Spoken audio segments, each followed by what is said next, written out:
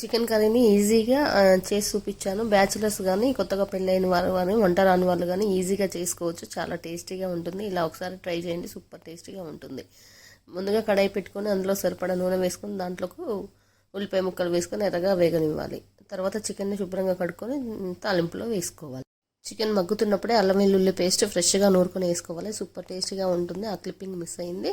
తర్వాత ఇలా నూనె పైకి తెల్లినాక సరిపడా మన స్పైసీ తగ్గట్టు కారం వేసుకొని ఇలా ఒక 2 నిమిషాలు మగ్గనిస్తూ ఉండాలి.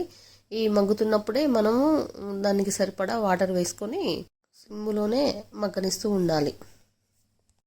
మీకు ఫ్రై లెక్క కావాలంటే వాటర్ వేసుకోవాల్సిన అవసరం లేకుండా సిమ్ములోనే ఫ్రై కానివ్వాలండి. అట్లా టేస్ట్ సూపర్గా ఉంటుంది. ఇట్లా పులుసు ఎక్కువగా ఇష్టపడే వాళ్ళు ఇలా పులుసు పెట్టుకోండి. తర్వాత గరం మసాలా ధనియాల పొడి వేసుకొని పైనుంచి కొత్తిమీర చల్లుకొని స్టవ్ ఆఫ్ చేసుకోవటమే. పులుసు చాలా చిక్కబడాలి.